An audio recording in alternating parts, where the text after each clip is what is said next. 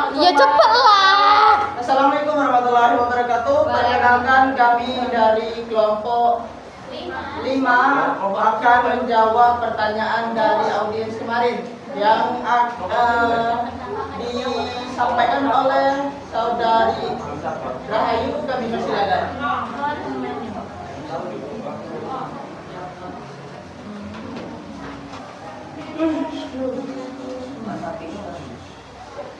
Baik teman-teman, saya akan menjawab pertanyaan yang kemarin. Yang pertama itu pertanyaannya dari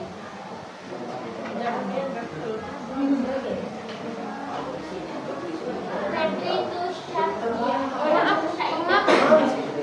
Nah, pertanyaannya itu bagaimana Anda merancang teknik penelitian yang mampu mengukur kritis siswa dalam menganalisis fenomena sosial. Nah, caranya untuk mengukur kemampuan berpikir kritis siswa, seorang guru itu harus merancang penelitian yang mendorong analisis, bukan sekedar hafalan. Nah, langkah-langkahnya. Nah, untuk langkah-langkahnya yang pertama itu kemampuan mengidentifikasi masalah sosial. Terus yang kedua itu kemampuan mencari dan menilai sumber informasi. Nah, terus yang ketiga kemampuan memberikan argumen logis. Terus yang keempat membuat kesimpulan dan solusi. Nah, jadi kita harus bisa membuat kesimpulan dan solusi untuk semua yang sudah ditanggapi. Bukan hanya bisa menanggapi tapi tidak bisa menyimpulkan. Terus yang kedua itu gunakan untuk penilaian yang menuntut proses berpikir. Nah, contohnya itu seperti membuat tugas proyek, nah membuat poster analisis masalah sosial, nah atau laporan investigasi sederhana dan pertanyaan esai. Lalu contohnya mengapa fenomena bisa terjadi dan apa solusi paling realistis. Nah, itu bisa mengasah otak anak untuk berpikir secara kritis. Nah, itu saja jawaban dari saya. Bagaimana dengan saudari Febri? Oke, terima kasih. Kalau begitu saya serahkan lagi kepada moderator. Nah, sudah dijawab oleh saudari kita Hayu. Selanjutnya pertanyaan kedua yang akan disampaikan oleh saudara Akbar. Kepadanya kami persilakan. Oke, baik. Bismillahirrahmanirrahim. Terima kasih moderator. Selanjutnya saya akan menjawab pertanyaan dari Nining tadi.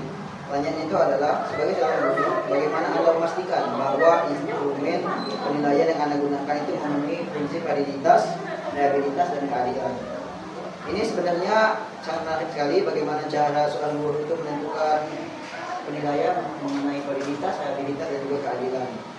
Jadi yang pertama, validitas, mengukur apa yang seharusnya diukur. Ini maksudnya menyusun indikator penilaian dengan tujuan pembelajaran. Instrumen harus benar-benar profesional gitu, dan juga harus sesuai dengan materi yang diajarkan. Selanjutnya reliabilitas atau hasil penilaian yang konsisten dan juga stabil. Ini seorang guru harus melakukan uji soal terlebih dahulu atau uji instrumen soal terlebih dahulu supaya memenuhi materi yang diajarkan kepada siswa dan juga siswa juga memahami pertanyaan yang diberikan oleh seorang guru. Yang ketiga, keadilan. Menghindari pertanyaan yang memihak seperti pertanyaan selalu terlalu sulit atau terlalu mudah, dan juga pertanyaannya tidak dalam bentuk yang belum dipelajari kepada siswa itu, supaya siswa itu merasa soal tersebut sudah diajarkan kepada mereka dan juga mereka sudah memahami soal tersebut. Mungkin dari ketiga langkah tersebutlah secara konsisten penilaian dibuat lebih valid dan juga lebih adil bagi siswa, dan juga siswa itu bisa memenuhi dan bisa menjawab pertanyaan dari seorang guru. Kembali lagi kepada moderator. Itulah jawaban dari saudara Akbar. Kita lanjut ke pertanyaan ketiga yang akan dijawab oleh saudari Nirmala. Kepadanya kami persilakan. Baik, terima kasih moderator. Di sini saya akan menjawab pertanyaan dari Sarah Anggraji. Pertanyaan itu jelaskan bagaimana penilaian dapat menjadi alat untuk membentuk karakter sosial siswa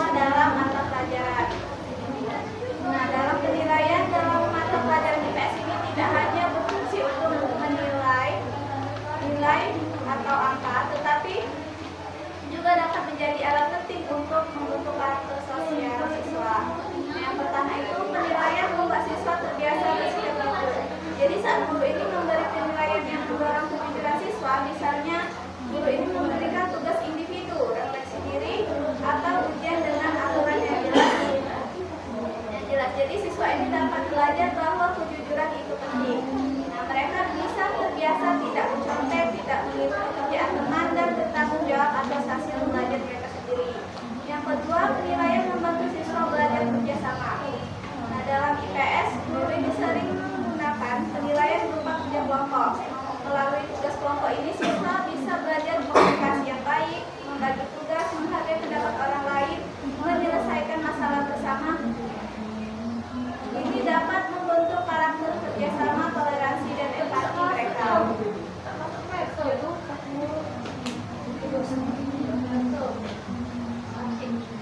Nah, lalu penilaian dapat membentuk kepedulian sosial. Dalam IPS ini banyak tugas yang berkaitan fenomena sosial seperti masalah lingkungan, konflik sosial, kemiskinan, budaya gotong royong.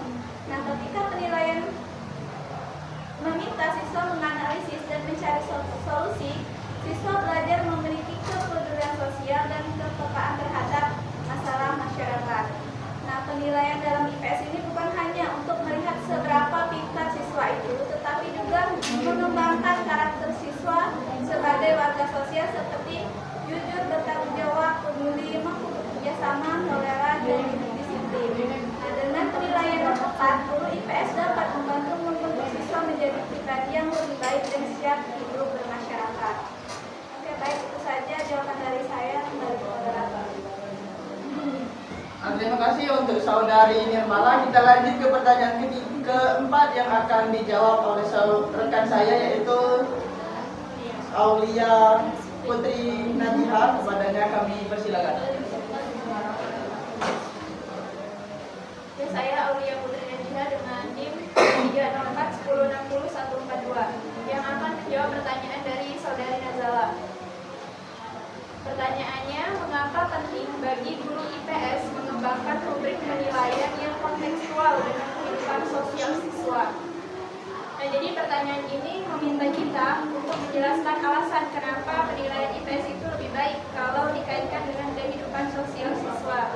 Artinya, bukan hanya menilai dari teori saja, tapi bagaimana siswa menerapkan pengetahuan IPS dalam kehidupan sehari-hari, misalnya di keluarga, sekolah, atau lingkungan masyarakat. Jadi pertanyaan intinya itu, kenapa penilaian IPS harus dibuat dekat dengan dunia nyata siswa, bukan hanya penilaian abstrak. Alasannya yang pertama yaitu agar penilaiannya lebih masuk akal dan mudah dipahami. Jadi kalau rubrik pakai contoh yang dekat dengan kehidupan siswa, misalnya keluarga, sekolah, atau masyarakat, mereka jadi lebih mengerti apa maksud dari penilaiannya.